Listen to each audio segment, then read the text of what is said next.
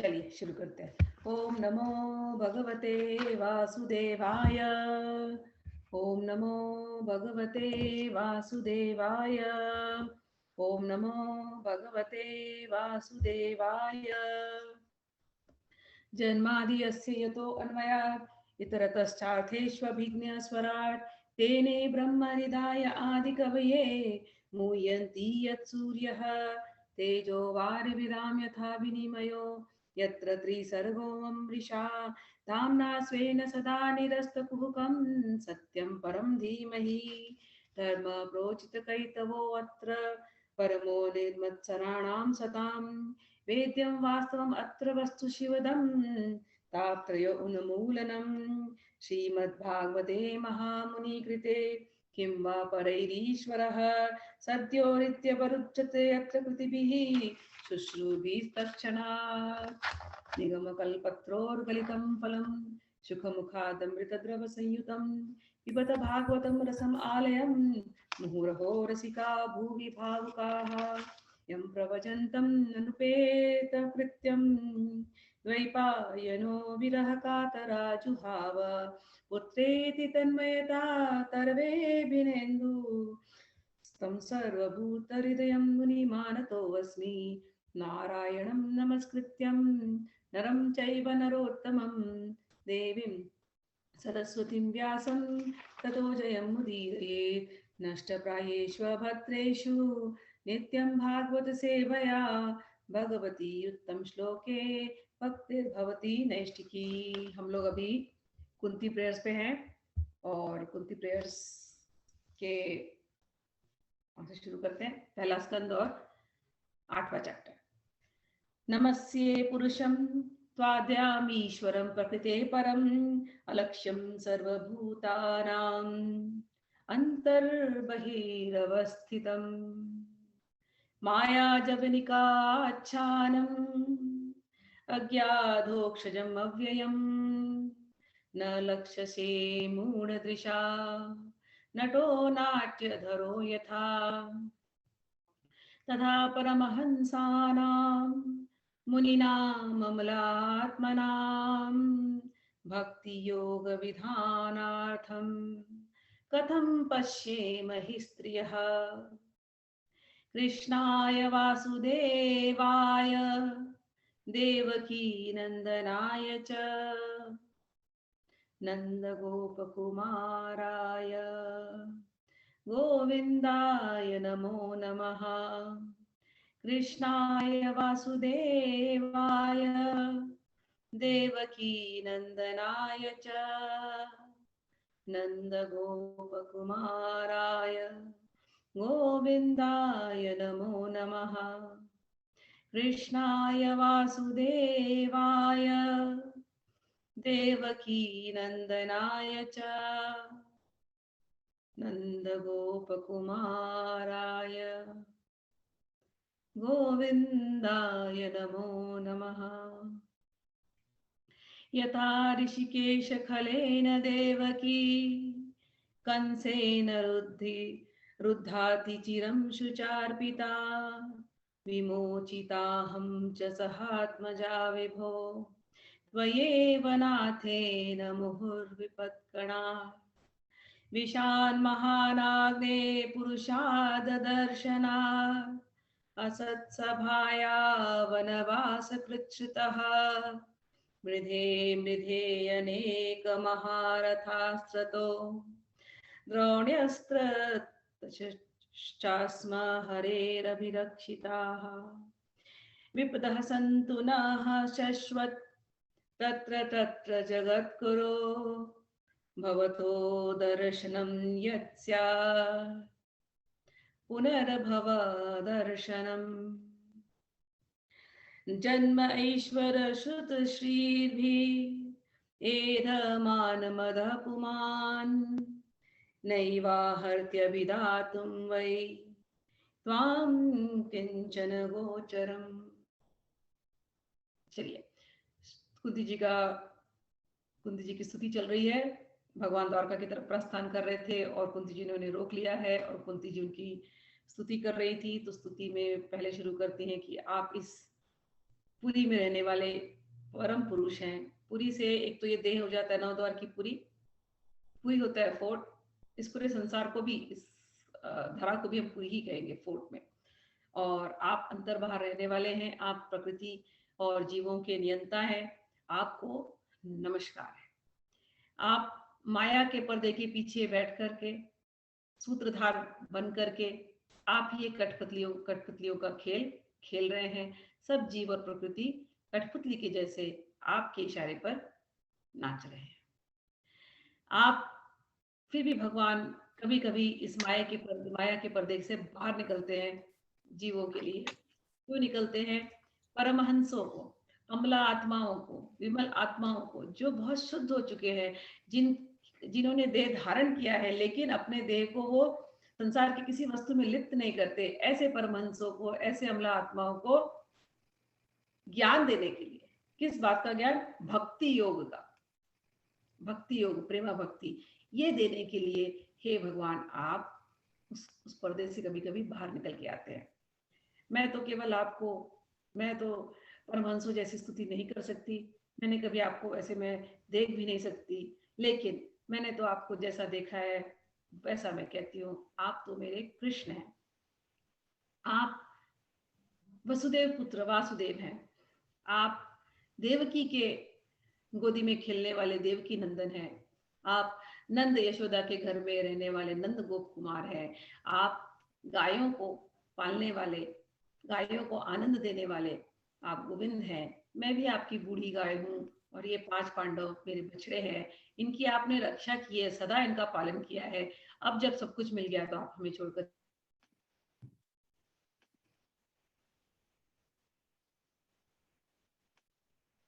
Okay, I see there was one vendor in the new vendor extract file.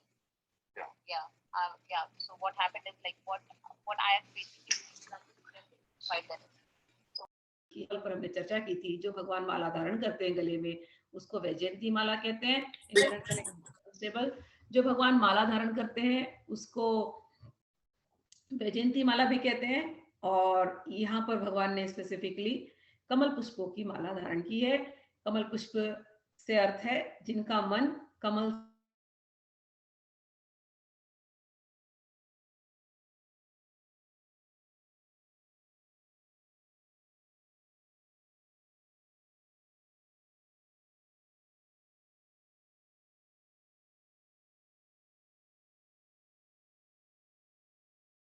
जड़े कमल की कीचड़ में है, लेकिन जैसे सूर्य का प्रकाश होता है वो कमल खिल जाता है और फिर उसके ऊपर पानी डालो तो वो पानी उस पर, हाँ फिर से बोलती हूँ, आप उसके बाद यही था। वो कह रही हैं कि सॉरी बीच में मुझे मैसेज आया है कि आप जब आप अब जा रहे हैं, उसके बाद का मिस हो गया, मैं फिर से कहती हूँ। तो वो कह रही हैं देव की कुंती जी कहती है, हे भगवान आज हमको सब कुछ प्राप्त हो गया है, आज आप क्यों जा रहे हैं? आप तो हमारे कृष्ण हैं, आप हमारे वासुदेव हैं, आप हमारे देवकी नंदन हैं, आप हमारे नंद गोपाल हैं, नंद गोप कुमार हैं, आप हमारे गोविंद हैं। मैं आपकी बूढ़ी गाय हूँ और ये मेरे 5 बछड़े हैं, इनका पालन रक्षण आपने किया है। अपनी बूढ़ी गाय से तो विशेष प्रेम होता है ग्वाले को, तो मैं आपको वो याद दिला रही हूँ, मुझे आप इस प्रकार से छोड़ करके नहीं जाइए। हे नमः पंकज नाभाय, ये जो सृष्टि आई है ये आपके नाभि कमल से आई है और आपने आज विशेषतः भगवान ने कमल के माला को धारण किया है। कमल पुष्प पे मैंने आप लोगों को दर्शन करना सिखाया है कि दर्शन जब करें तो भगवान की एक एक चीज में बहुत कुछ बातें छुपी होती है। इन बातों को स्मरण करके दर्शन कीजिएगा।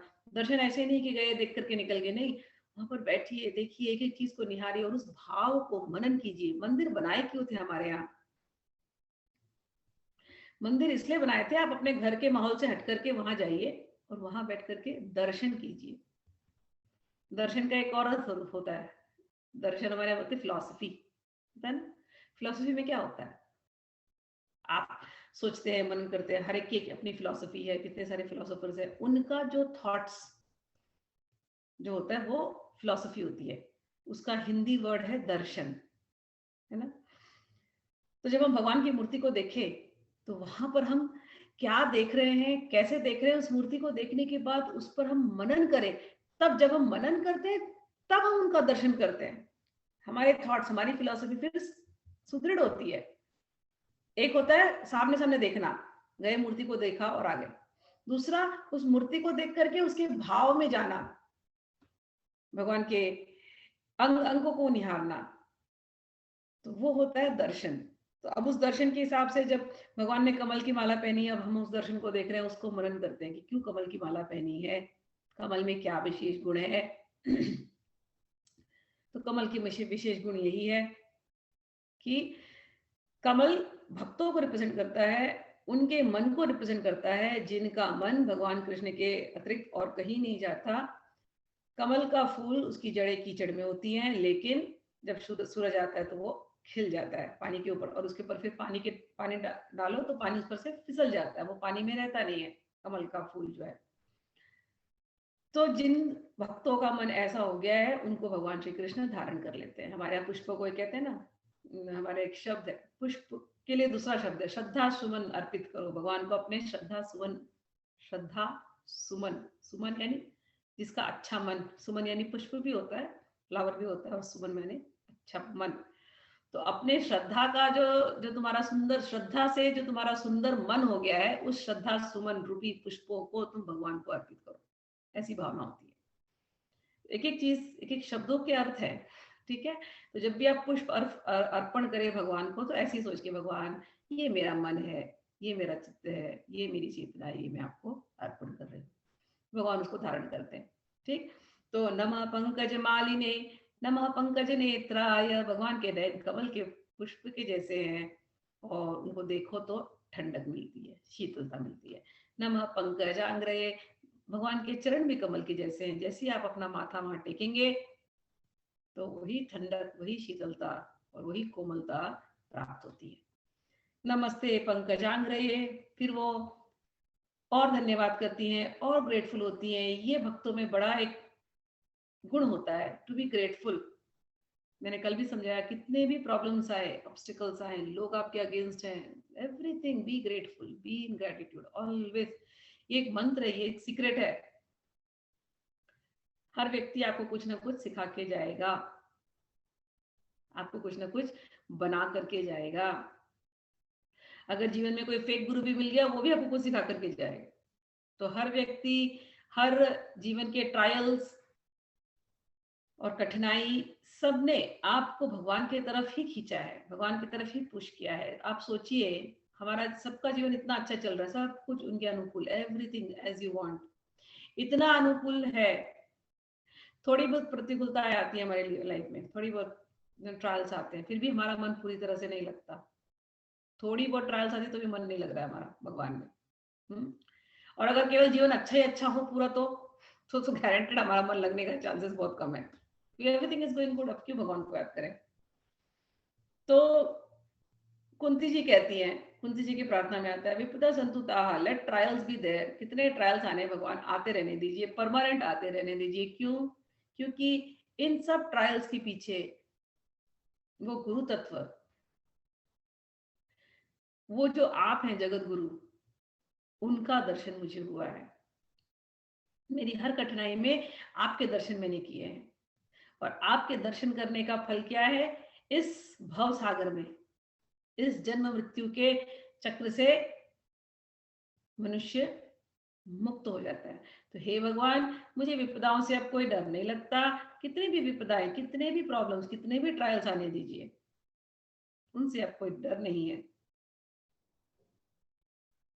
आप हमेशा हमको दर्शन देती रहिए। मेरे लिए तो सबसे बड़ी विपत्ति ये है कि आपका दर्शन नहीं होगा। सबसे बड़ी, भक्त के लिए सबसे बड़ा दुख का कारण एक ही होता है, भगवान के दर्शन नहीं हुए।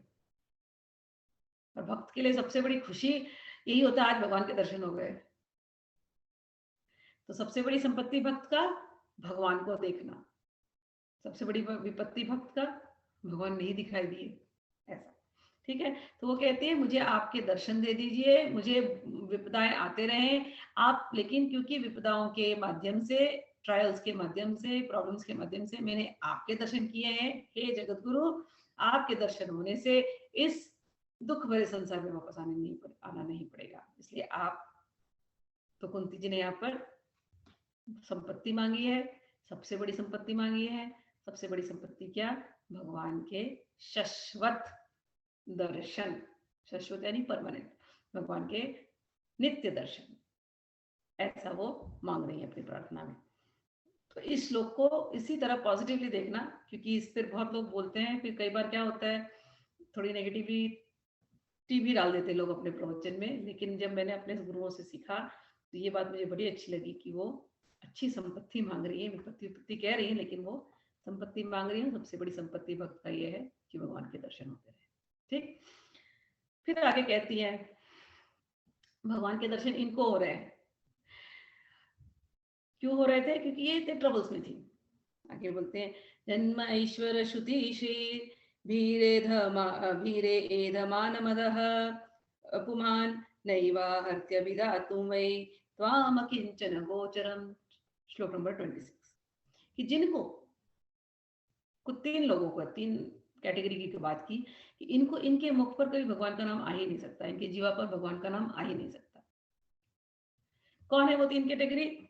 जन्म ऐश्वर्य और श्रुति का घमंड अगर किसी को है, जन्म का और ऐश्वर्य का और श्रुति यानी ज्ञान का। जन्म का घमंड, हम बड़े कुल में पैदा हो गए, हम रिच फैमिली में पैदा हो गए, ऐसा अगर किसी को घमंड है तो भगवान तो उनको दिखने वाले नहीं। कल हमने खोजी जी की कथा कही थी, इतने ज्ञानी थे, इतने बड़े साधु कि अपने गुरु को उन्होंने ढूंढ लिया, लेकिन अपने आप को क्या कहते कि अरे लोग मुझे साधु साधु बोलते हैं लेकिन मैं साधु तो नहीं हूँ, मैं तो गली गली में घूम रहा हूँ कुत्ते के जैसे, लेकिन लोग मुझे बाघ बोलते हैं। कुत्ते का नाम कोई बाघ रख दे तो क्या वो बाघ हो जाएगा? तो इस प्रकार से हम्बल होना, ब्राह्मण है, हम क्षत्रिय हैं, ये सब कुल का जो घमंड होता है, हम फला गोत्र से है, हम इतने पैसे वाले हैं, ऐसे जब कुछ रहेगा तो भगवान ऐसे लोगों के घर में नहीं आते, ऐसे लोगों की जबान पर भगवान का नाम नहीं आएगा। दूसरा कहा था ऐश्वर्य, धन का घमंड। भगवान को धन का भी घमंड अच्छा नहीं लगता। भगवान जी एक बार रुक्मिणी से आएगा, जब हम लोग 10वें स्कंद में जाएंगे तब सब कथाएं आएंगी। रुक्मिणी से कहते हैं, हे रुक्मिणी, कुंदनपुर से जो बाबा आए थे उन्होंने तुमसे मेरे बारे में बहुत कुछ बोल दिया, बहुत तारीफ कर दी, तुम फंस गई उन बातों में। तुम्हें लगा मैं कोई बहुत महान व्यक्ति हूँ, बहुत राजा हूँ, ऐसा कुछ नहीं है। हे कुंती, निष्किंचना वयम शाश्वतम। तुमसे क्या कहूं कुंती, मैं तो सदैव का निष्किंचन हूं। निष्किंचन जनप्रिय,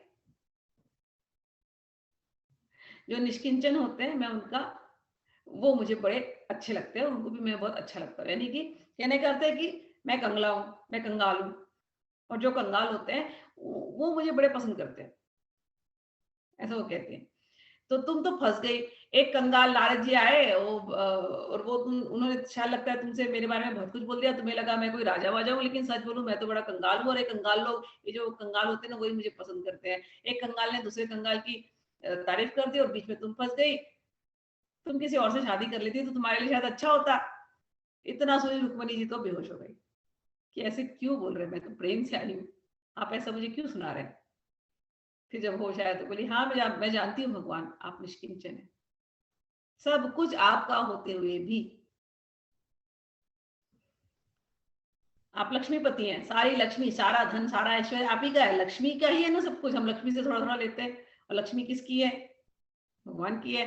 सब कुछ होते हुए भी मैं जानती हूँ भगवान आपका उनमें कोई अटैचमेंट नहीं है।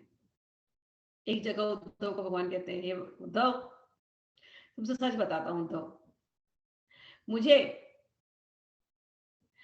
मुझे ब्रह्मा जी भी इतने प्रिय नहीं है। तो उद्धव जी सुन रहे, अच्छा ब्रह्मा जी प्रिय नहीं है, मुझे शिव जी भी प्रिय है लेकिन इतने नहीं है। अच्छा ये क्या हो गया, आज क्या बातें कर रहे हो भी? शिव जी भी प्रिय नहीं है, हरिहर तत्व एक दूसरे का रहने वाले, कभी अलग होने वाले नहीं। आज शिव जी भी प्रिय नहीं, हाँ आज शिव जी भी प्रिय नहीं। मुझे इतना संकर्षण भी प्रिय नहीं है, हैं? संकर्षण प्रिय नहीं है, हाँ संकर्षण भी प्रिय नहीं। मुझे श्री यानी लक्ष्मी भी इतनी प्रिय नहीं है। क्या बात करे भगवान, लक्ष्मी भी प्रिय नहीं है? नहीं। अच्छा तो कौन प्रिय है? तो बड़े प्यार से बोलते हैं, मुझे उद्धव तुम पसंद हो, तुम्हारे ऐसे भक्त मुझे अच्छे लगते हैं। तो भगवान किसके पास जाएंगे? भगवान अपने भक्तों के पास जाते हैं। भक्त भी कैसे? जिनको ऐश्वर्य का, धन का कोई घमंड नहीं है, उनके पास भगवान रहते हैं। धन, मैंने कई बार चर्चा करी, धन आता है तो धन के साथ साथ हिंसा, लोभ, झूठ, कपट, छल, दंभ, पाखंड, ये सब भी आ जाते हैं गुण। जिसके हृदय में छल और कपट होगा, उसके हृदय में भगवान बैठ ही नहीं सकते, उसके जीवा पे भगवान का नाम आ ही नहीं सकता।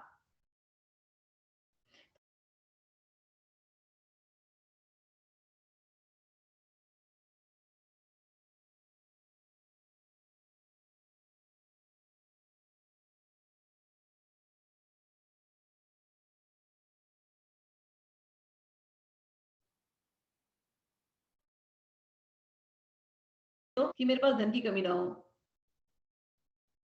फिर से इंटरनेट कनेक्शन अनस्टेबल हो गया। एक ब्राह्मण था, तो ब्राह्मण जो था, ब्राह्मण शंकर जी की प्रार्थना की, तपस्या की, और शंकर जी प्रकट हुए। बोले क्या चाहिए, बोलो।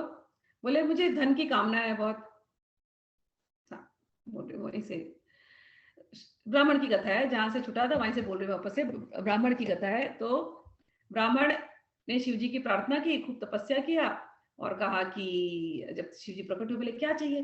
बोला मुझे धन की कामना है, कुछ ऐसा हो जाए कि मुझे मिलता रहे धन।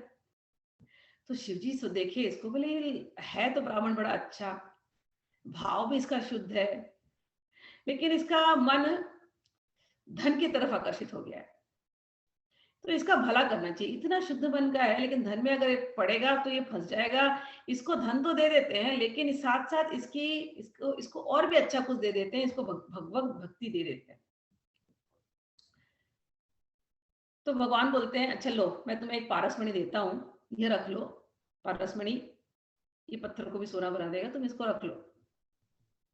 लेकिन मैं तुम्हें एक बात बताता हूँ, तुम वृंदावन जाओ और वहां पर सनातन गोस्वामी नाम करके एक बहुत बड़े बाबा हैं, उनके पास जाओ, उनके पास पारसमणि से भी ज्यादा बड़ा धन है। बोले अच्छा उससे भी बड़ा मणि है?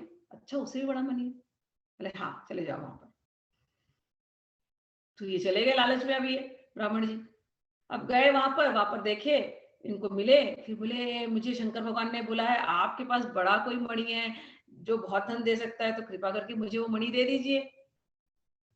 तो ये देखे आंख खोले, बोले इसको मैं मणि क्या दूं? बोले हाँ हाँ मेरे पास बड़ा मणि है, एक काम कर, तू जा यमुना जी में थोड़ा स्नान कर, स्नान करके आ, मैं यहाँ पर ध्यान लगा रहा हूँ, ध्यान करने के बाद तुझे मैं दे दूंगा।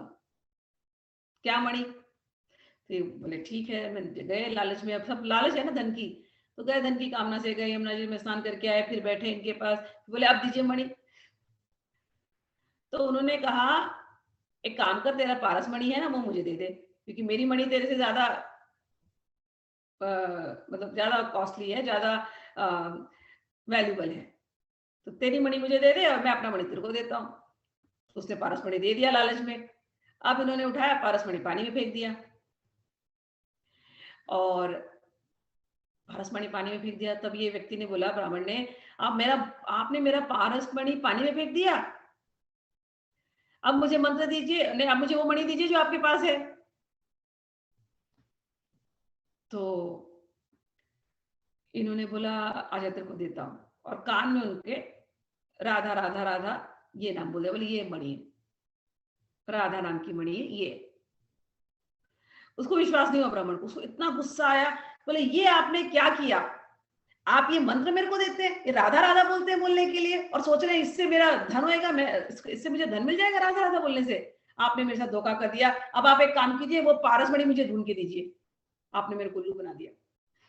तो उन्होंने कहा ठीक है, आप जाओ यमुना में ढूंढ लो अपने पास मणि। मैंने तो जो मेरे पास जो धन था, जो धन से मैं गुजारा करता हूँ, मैंने सबसे बड़ा धन तुमको दे दिया, परम धन राधा नाम आधार, मैंने तुमको दे दिया।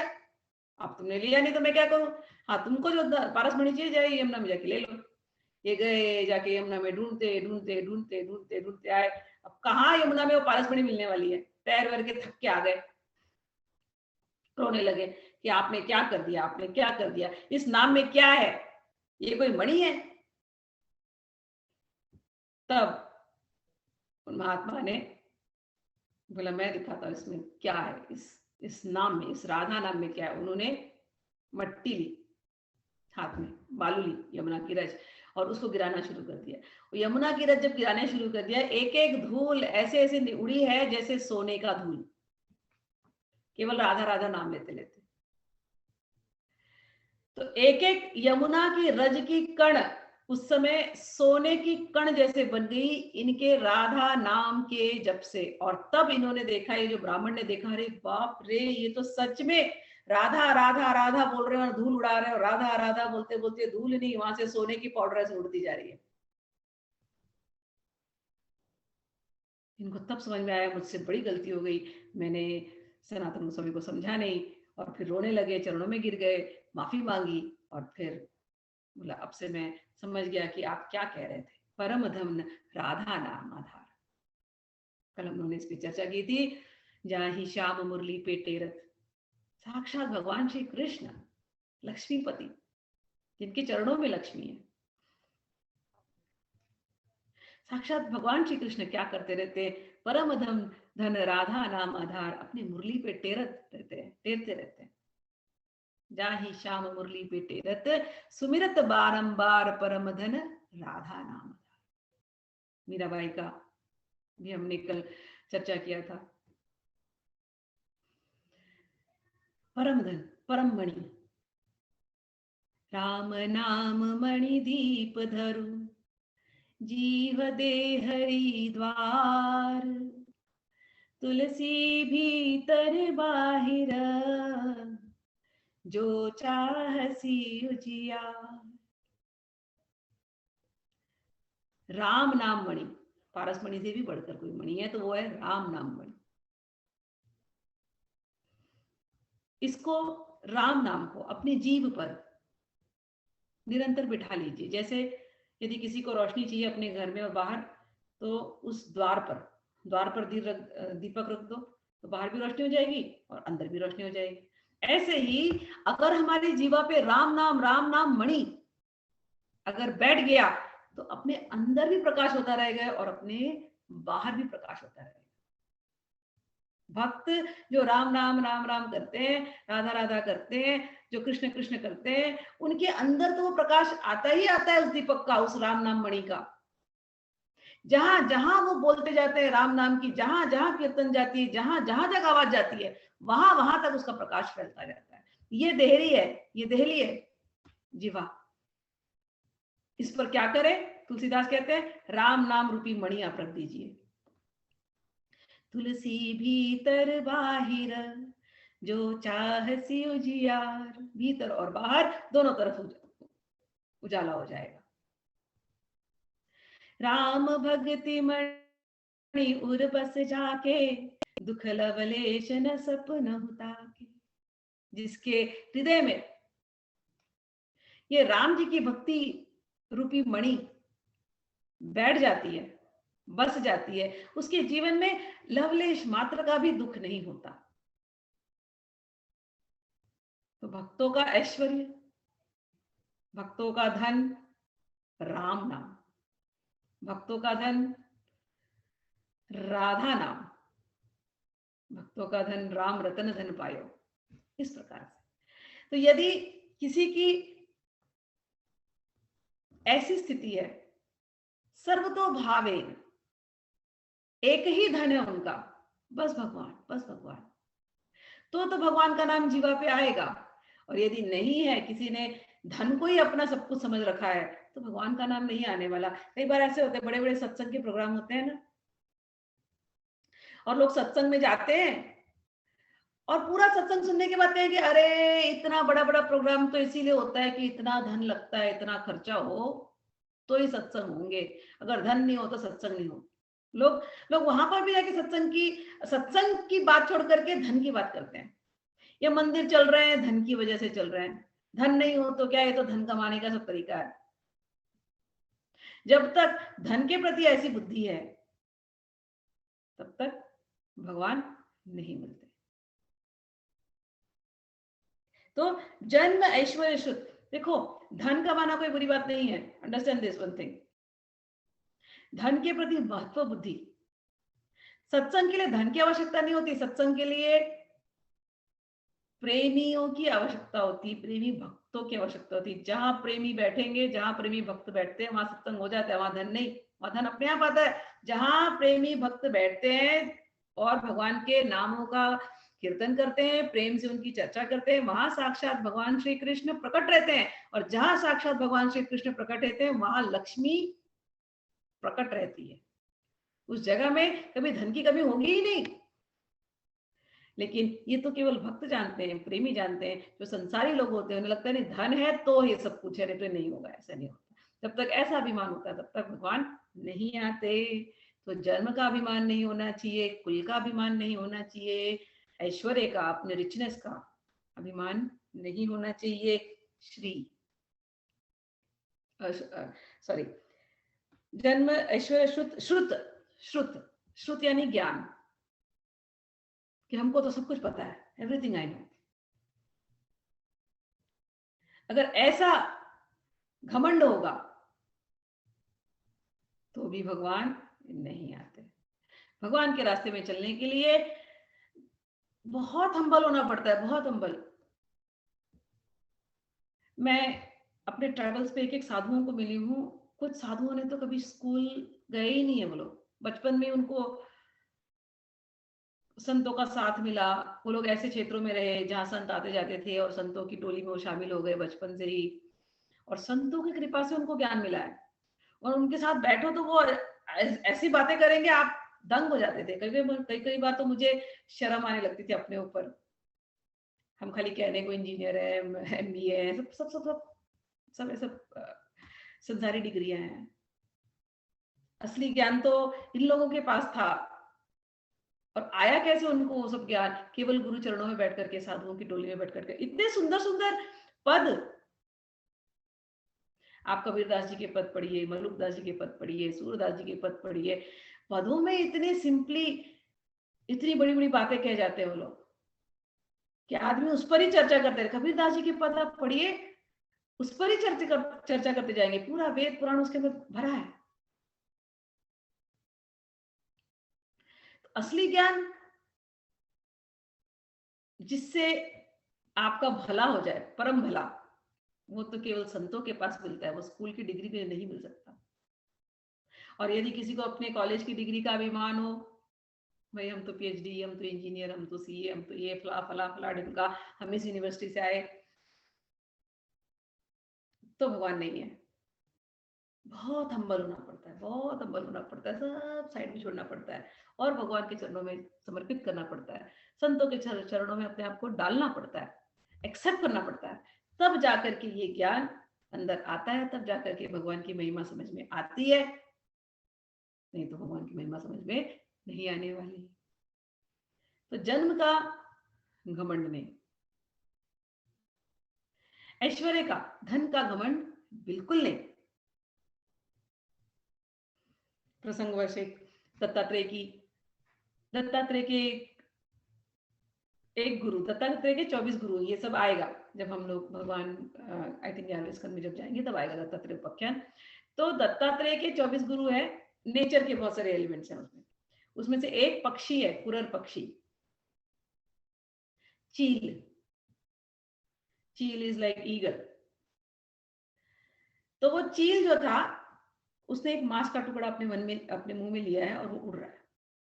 दत्तात्रेय बैठे देख रहे थे कि चील मांस का टुकड़ा लेकर उड़ रहा है। अब वो उड़ रहा है तो कौवों ने देखा है मांस का टुकड़ा है इसके मुंह में। अब सारे कौवे गैंग बना के रखे आए और ये चील के पीछे पड़ गए। चील बेचारा घबरा गया, यहाँ वहां सब जगह देखा, अरे सब जगह कौवे तो गैंग में आए हुए हैं, तो ये तो अटैक करेंगे ही करेंगे। चील ने सोचा ये लोग आए इस मांस के टुकड़े के लिए। चील ने क्या किया, वो मांस का टुकड़ा नीचे फेंक दिया। वो मांस का टुकड़ा नीचे फेंका तो सारे कौवे मांस के पास चले गए। अब ये चील जाके एक पेड़ पर बैठ करके देख रहा है। और ये सब चीज कौन देख रहे थे? दत्तात्रेय जी। दत्तात्रेय ने बोला आपको मैं गुरु बनाता हूँ क्योंकि ये मांस का टुकड़ा फेंक दिया, उससे कितनी शांति मिली है। मैं समझ गया ये मांस का टुकड़ा क्या है। ये मांस का टुकड़ा जो है ये संसारिक भोग की वस्तुएं हैं, ये संसार है। जब तक हमें संसारिक भोग के धन के रूप में संसारिक भोग की वस्तुओं का जब तक हम उपभोग करते हैं, हमारे पास रहेगा चार को ऐसे लोग आजू बाजू आएंगे आपके परेशान करने के लिए। आपने इन संसार को ही छोड़ दिया, संसारिक भोग की वस्तुओं को छोड़ दिया, तो कोई आपके भजन में फिर बाधा होगी नहीं। चील पक्षी के जैसे। तो ये दत्तात्रेय का। तो धन पे जब हम चर्चा कर रहे हैं, तो ये धन ऐसी चीज है, संसार की संपत्ति जिसको हम मांगते हैं, वो ऐसे चील की जैसे। हमने वो संपत्ति मांग ली, वो मांस का टुकड़ा है। अब उसके पीछे पीछे आएंगे सबको हुए, उसको छोड़ दो और भगवान के भजन में लग जाओ। जब हम उसको छोड़ देते हैं, जन्म का अभिमान को छोड़ दें, ऐश्वर्य के अभिमान को छोड़ दें, और हम बहुत बड़े ज्ञानी हैं इस अभिमान को छोड़ दें, तो भगवान प्रकट होते हैं, नहीं तो प्रकट नहीं होते। कहते हैं जिनको, कुंती जी कहती है, जिनको इन चीजों का घमंड है भगवान, वह मनुष्य तो आपका नाम भी नहीं ले सकता। क्यों नहीं ले सकता? क्योंकि त्वाम अकिंचन गोचरम। त्वाम अकिंचन गोचरम, याद रख लेना इस फ्रेज को। अकिंचन, त्वाम अकिंचन गोचरम। गोचरम मतलब दिखाई देते। अकिंचन कौन होता है? हु इज अकिंचन? अकिंचन का डेफिनेशन है जिसके पास अपना कहने के लिए किंचित मात्र भी कुछ न हो। किंचित मात्र यानी थोड़ा भी। जिसके पास अपना कहने के लिए कि ये मेरा है, ऐसा किंचित मात्र भी नहीं है, थोड़ा भी नहीं है। मैं मेरा ये भाव जिसके अंदर नहीं है, वो अकिंचन है। समझ में आया? जिसके पास मेरा कहने के लिए कुछ नहीं है। मैं इस बड़े घर से हूं, नहीं। मेरे पास इतना धन है, मेरे पास ये शोहरत है, ये मेरा परिवार है, ये मेरे लोग हैं, मैं इतना ज्ञानी हूं, मैं इतना पढ़ा लिखा हूं, मैं इतना घुमा फिरा हूं, मैं के साथ हो जो मैं मेरापन, इतने सारे सामान अगर आपके पास है, इतने सारे बैगेज, तो भगवान आपको दिखाई देने वाले नहीं है। जो एकदम अकिंचन हो जाता है, अकिंचन मतलब उसका मेरा कुछ है ही नहीं, जो कुछ है वो सब कुछ मेरे भगवान का। जिसकी ऐसी भाव होती है उसको भगवान प्रकट होते हैं। अभी मैंने आपसे भगवान कृष्ण की कथा कह रही थी, रुक्मिणी जी को उन्होंने क्या कहा? निष्किंचना वयम शाश्वत। मैं हमेशा का ही निष्किंचन हूं। निष्किंचन और अकिंचन काइंड ऑफ सेम ही है मीनिंग। निष्किंचन जनप्रिया, जो मेरे भक्त हैं वो भी निष्किंचन है। मेरे भक्त कैसे होते हैं? सर्वतो भावेन, मुझ में समर्पित हैं। दो तरह के भक्त हैं, एक के पास तो बहुत धन है, वो भी भक्ति करता है, और एक के पास धन नहीं है, वो भी भक्ति करता है। अकिंचन से ये अर्थ नहीं होता कि गरीब या अमीर। अकिंचन से ये अर्थ होता है कि उसको पता है ये सब कुछ भगवान का है। सुदामा भगवान के पास गए, गरीब थे, तो वो भी अकिंचन है। अंडरस्टैंड दिस, ये चीज समझ लेना। सुदामा जो भगवान के पास गए वो भी अकिंचन थे, गए थे किसके पास? भगवान के पास, और भगवान ने उनको सब कुछ दिया। और वही उनके अपोजिट है अम्बरीश महाराज। अम्बरीश महाराज इतने बड़े राजा, लेकिन उनकी दृष्टि में सारा जो उनके पास संपत्ति था ना, वो धूल के जैसे देखते थे उसको। उतना संपत्ति होकर के सत्संग का, साधु संग का ऐसा असर था कि पूरी संपत्ति होकर के भी, सोना धन होते हुए भी उसको धूल जैसे देखना, वो है अकिंचनता। किसी के पास धन हो तो धन की लालच बहुत होती है, वो छुट्टे में बड़ा डर लगता है, लेकिन धन होकर के भी कोई सर्वतोभावे नहीं सोचे मेरा क्या है, ये तो भगवान का दिया हुआ है, भगवान के लिए जा रहा है, तो वो है अकिंचनता। समझ में आया? अकिंचन भाव, मेरा कुछ नहीं, मेरा कहलाने के लिए कुछ नहीं, वो जो भाव होता है वो अकिंचन होता है। तो कुंती जी कहती है यदि कोई अकिंचन है, इस प्रकार से अकिंचन है कि मेरा क्या है, तो भगवान उसके सामने रहते हैं। निष्किंचना वयम शाश्वत निष्किंचन जनप्रिया, कि जो निष्किंचन है उनके पास में रहता हूं। साधु हृदयम मह्यम, ये भगवान कहते हैं मैं साधु नाम हृदयम त्वहम, साधु हृदयम मह्यम साधु नाम हृदयम त्वमहम, मत अन्यते न जानन्ति ना हम तेभ्यो मनागपि। भगवान कहते हैं मैं साधु के हृदय में रहता हूं, और साधु कहां रहते हैं? साधु मेरे हृदय में रहते हैं। ये याद कीजिए, इस चीज को बैठा लेना दिमाग में। साधु कहां रहते हैं? साधु कहते हैं भगवान मेरे हृदय में रहते हैं, और मैं कहां रहता हूं? मैं साधु के हृदय में रहता हूं। साधु कौन है? अकिंचन, जिसने सर्वतोभावेन अपने आप को भगवान में समर्पित कर दिया, वो अकिंचन, वो साधु। साधु की परिभाषा क्या है? साधु के लिए बहुत सारी परिभाषा है, लेकिन क्योंकि हम अकिंचन की चर्चा कर रहे हैं तो मेरा एक बहुत फेवरेट स्टेटमेंट है जो मैंने साधुओं से सुनी है। हिमालय जब मैंने पहली बार यात्रा की थी, तो मैंने बड़े ऐसे मौसम में यात्रा की थी जब कोई करता नहीं है। अगस्त के महीने में, जुलाई अगस्त में बहुत बारिश होती है वहां पर। इट्स वेरी, खाने पीने का कोई अच्छे होटल्स नहीं होते, होटल्स खुले भी नहीं रहते, बारिश की वजह से बंद रहते हैं। कई बार खाना मिल गया तो मिल गया, खाना नहीं मिला कभी कभी, और ज्यादातर आलू खा करके गुजारा करना पड़ा। पूरे पूरे दिन कई बार भूखे रह जाते थे, नहीं मिल पाता था, बंद थे। अभी भी मैं कोविड में गई थी इस बार, तो कोविड में भी गई तो आते समय कई बार ऐसा हुआ कि लंबे लंबे हम 8-8 घंटा ड्राइव किए हैं और होटल कोई मिल रहा नहीं था, क्योंकि सब होटल्स बंद थे। तो कोविड में भी केदारनाथ जाके दर्शन करके आए। लेकिन एक भाव मैं जो आपको बताती हूँ जो साधुओं के बीच में है, साधु लोग घूमते हैं, तो मैंने पूछा कि आप लोग कभी खाना नहीं मिलता तो क्या, कैसे रहते हैं आप लोग ऐसे ठंडी में, सब बंद रहता है, कैसे गुजारा करते हैं? अच्छा, जब मैं गई थी बारिश के सीजन में, तो एक साधु आए, एक साधु ने कई साधु, यमुनोत्री खा, देखो गंगोत्री बद्री केदार तो भी आसान ट्रिप है, यमुनोत्री इज लिटिल हार्डर। तो यमुनोत्री में ऊपर जब गई और बहुत एक संत को मिली थी, तो वो वहां से निकलते ही नहीं, वो संत, वो मंदिर बंद होने के बाद भी वो वहीं यमुना जी के पास केव है, वहीं वो रहते हैं।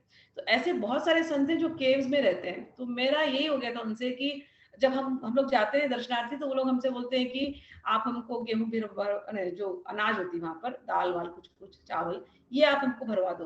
तो एक एक बोरी हम लोग भरवा देते थे। तो भरवाते क्यों थे? क्योंकि ठंडी में एक बार मंदिर का पट बंद होता है, तब वो लोग नीचे नहीं उतरते, वो लोग ऊपर ही बैठे रहते हैं। बहुत लोग नीचे उतरते हैं और वो लोग नहीं उतरते, वो लोग वहीं पर रहते हैं। तो केव में अपने वो लोग ये सब आलू वालू रखते हैं, और फिर उसी से वो लोग गुजारा करते हैं अगले 6 महीने के लिए। तो उनके अंदर ये बहुत, उनसे जो सीखा है साधु का जीवन, अकिंचनता क्या होती है, कभी घना घना, कभी मुट्ठी चना, कभी वो भी मना। आप जब भगवान के रास्ते चल पड़ते हैं तो आप पूर्णतया भगवान के ऊपर भरोसा रख करके चलते हैं, और भगवान ही आपका पालन पोषण करेंगे ऐसा सोच करके चलते हैं। भगवान की इच्छा होगी तो कोई दिन तो ऐसा भंडारा खिलाएंगे आपको कि पूछो मत। और साधु जीवन में जब कोई रहता है तो वो ऐसे ही चलता है, कहीं भंडारा मिलेगा, खूब भंडारा, कोई सेठ के मन में आया, अरे ले भंडारा भंडारा, जगह जगह पे भंडारा खाओगे आप। और कभी कुछ नहीं मिलेगा, शायद आप एक मंदिर में दर्शन करने जाओगे, खाली एक मुट्ठी चना मिल जाएगा, उसी में गुजारा करना पड़ेगा। और कभी ऐसा भी दिन होगा कि वो भी नहीं मिलेगा, केवल पानी पी करके रहना पड़ेगा। तो जब ये हिमालयों की वादियों में जब आप, मतलब जब ऑफ सीजन में जब जाते हैं, अभी तो खैर अच्छा हो गया सब कुछ, बट अभी भी कोविड की वजह से थोड़े से हैं problems, but I am saying इस वृत्ति से जाना पड़ता है। जब तीर्थों पे जाते हैं, कहीं भी, नॉट ओनली हिमालयस, मैं बहुत जगहों पे गई हूँ, बट कहीं भी तीर्थों पर जाएं तो ये भाव, ये तो मेरे अंदर अब बहुत सुदृढ़ हो गया है। तीर्थ क्या जीवन में सुदृढ़ हो गया। कभी घना घना, याद कर लीजिए आप लोग भी, कभी घना घना, कभी मुट्ठी चना, कभी वो भी मना। कभी घना घना, कभी मुट्ठी चना, कभी वो भी मना। ये ऐसा मंत्र है, जीवन के हर सिचुएशन में अप्लाई होता है, हर सिचुएशन में। कहीं घूमने निकले, चलो अच्छी रोड मिल गई, अच्छा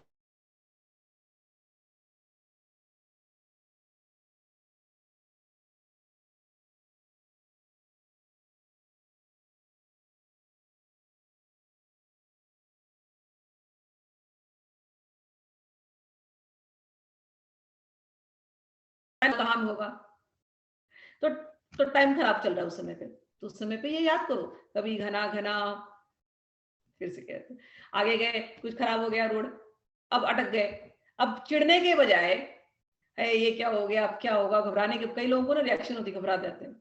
नहीं, इस चीज को याद रखो, अच्छा ठीक है, अभी तक तो मजे किया भी इसमें, कभी मुट्ठी चना, कभी घना घना, कभी मुट्ठी चना, और कभी कुछ भी नहीं मिला, गए सोच करके कि अच्छा कुछ होगा, लेकिन हुआ ही नहीं कुछ, आगे सिखा लिया, कोई बात नहीं। कभी घना घना, कभी मुट्ठी चना, कभी वो भी मना। तीर्थों पे गए, कभी अच्छे होटल्स मिले रहने के लिए, कभी ऐसा गेस्ट हाउस मिला है, लॉज मिला है कि क्या बताऊं कभी कभी तो बहुत रात हो गई, कुछ भी नहीं मिला, भटकते रहे, ऐसा भी हुआ है। तो कभी घना घना, कभी कभी बिना खाए सो गए, क्योंकि जब तक पहुंचे तब तक सब बंद हो गया था। So always be prepared like that in life. Life की सिचुएशन, ये तो मैं आपको केवल तीर्थ का एग्जांपल दे रही हूँ, लेकिन लाइफ की सिचुएशन में ऐसा होना पड़ता है। कभी दिन बड़े अच्छे रहेंगे, बहुत अच्छा सब कुछ, और एंजॉयिंग लाइफ, कभी इतने ट्रायल से भरे रहेंगे कि पूछो मत, कभी ऐसा नॉर्मल चलता रहेगा लाइफ। तो कभी घना घना, कभी मुट्ठी चना, कभी वो भी मना, हर हाल में लेकिन भगवान का नाम लेते रहना चाहिए। ये जो फीलिंग होती है, ये है साधुता की परिभाषा, ये है अकिंचनता की परिभाषा। भगवान कहाँ रहते हैं? साधवो हृदयम मह्यम साधुनाम हृदयम तो अहम। मैं साधुओं के हृदय में रहता हूं, और साधु कहाँ रहते हैं? वो मेरे हृदय में रहते हैं। मद अन्यन्ते ते न जानन्ति, मद अन्यत ते न जानन्ति। मेरे अतिरिक्त वो किसी और चीज को जानते ही नहीं है साधु। ना हम तेभ्यो मनागपि, और मैं भी किसी को नहीं जानते, मेरे मतलब मैं साधुओं को ही जानता हूँ। इतना भी मेरा मन कहीं और किसी में है नहीं। मनागपि माने राई के दाने के बराबर, इतना भी मेरा मन कहीं और नहीं रहता। भगवान कहते हैं मैं नहीं जानता किसी को, मैं केवल साधु को जानता हूँ। साधु कौन? जो अकिंचन हो। तो कुंती जी कहती है त्वाम अकिंचन गोचर, हे भगवान, जिनको तो इन चीजों का घमंड है, उनको तो आप दिखाई नहीं देते, लेकिन जो सर्वतो भावेन आपके चरणों में समर्पित है, उनको तो आप 100% दिखाई देते हैं। तो तीन चीज से दूर रहना। ये हाँ, इसमें एक गीता में भी है ना, जहाँ पे वो बोलते हैं जो सब में मुझको देखते हैं और मुझ में सबको देखते हैं, मैं उनके लिए जो कभी माम अदृश्य पश्यति नहीं होता और सर्वत्र। वो मेरे लिए अदृश्य नहीं होते। यस यस, सर्वम च मयि पश्यति। यस यस, चैप्टर 6 में आएगा वो। बिल्कुल, I am so glad. Very nice, ऐसे रिलेट किया करो। चलिए ठीक, आगे वाला एक श्लोक करके, समय तो हो रहा है। नमो किंचन वित्ताय निवृत्त गुण वृत्तये आत्मा रामाय शांताय कैवल्य पतये नमो नमः। नमो अकिंचन वित्ताय। अकिंचन यानी, अभी तो अकिंचन में खूब चर्चा की हमने, जो सर्वतोभावेन भगवान में समर्पित है। ऐसे अकिंचन के तुम वित्त हो, वित्त यानी धन, तो निर्धनों के धन हो, परम धन हो। निवृत्त गुण वृत्ति, निवृत्त गुण जो माया के प्रपंच से दूर है।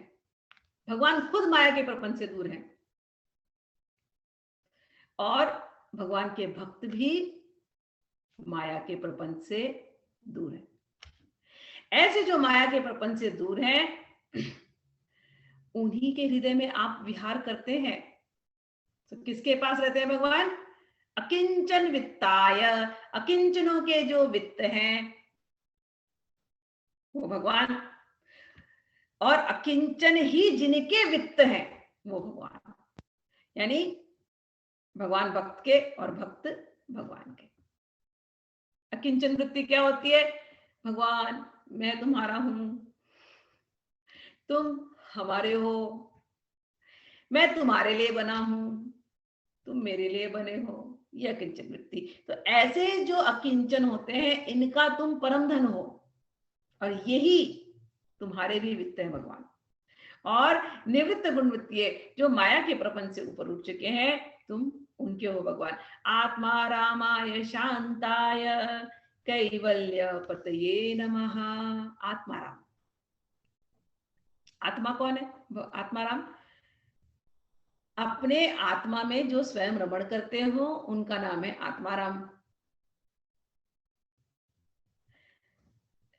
भगवान कृष्ण का एक और डेफिनेशन, हमने स्कंद पुराण की जब महात्मा पढ़ा था, आप लोगों को समझ याद होगा,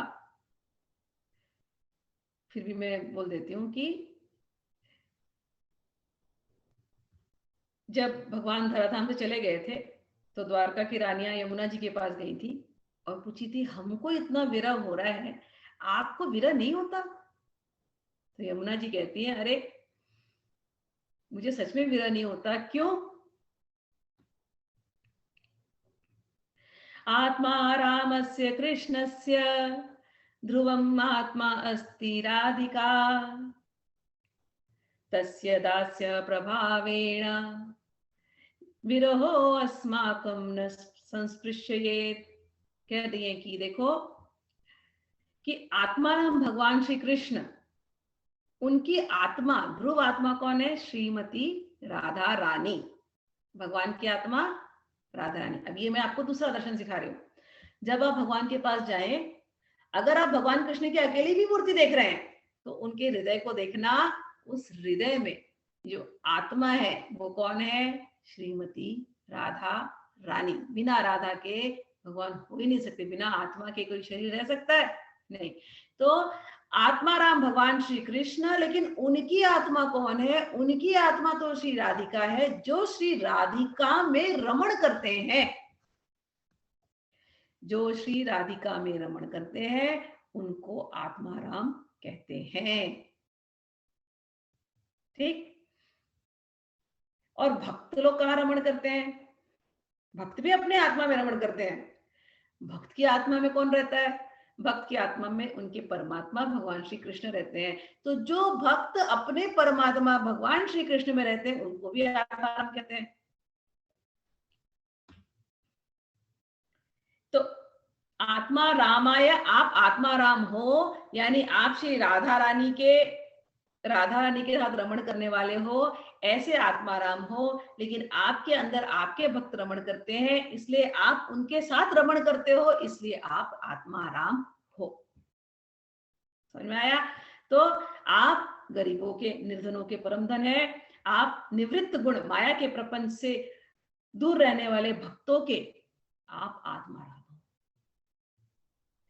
शांताय, आप शांत हो, परम शांति।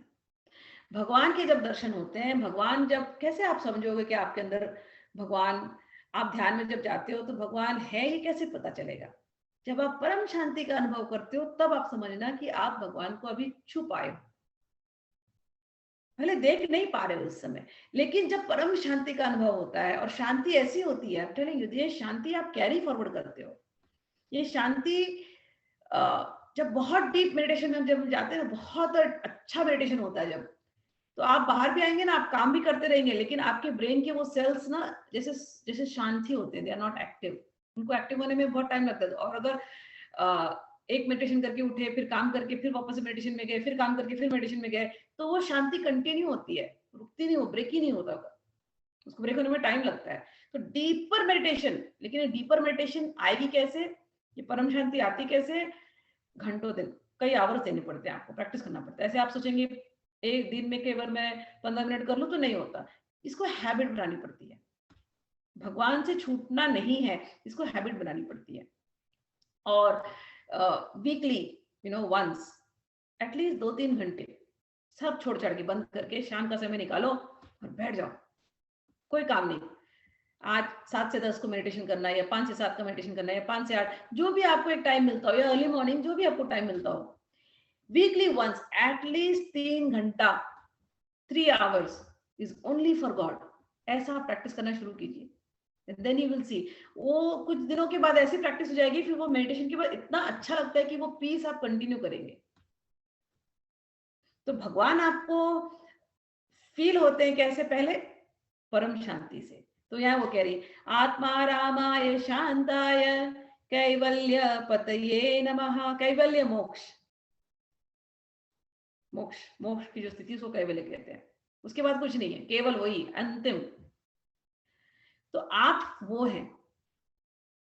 तो भक्त, जो भक्त सर्वतो भावेन निरंतर अखंड रूप से आपका ध्यान करते हैं, अपने आत्मा में आपको बिठाए रखते हैं, वो भक्त आपको इस शांत रूप में अनुभव करते हैं, और आप ही कैवल्यपति हो, आप ही मोक्ष देने वाले हो। जीते जी वो आप कैवल्यपति का वो दर्शन कर पाते हैं। तो आज हम लोग क्लास ये एंड करते हैं। 3 लोगों को नहीं मिलने वाले, घमंड नहीं होना चाहिए 3 चीज का, जन्म का, ऐश्वर्य का और ज्ञान का। किसको प्राप्त होंगे?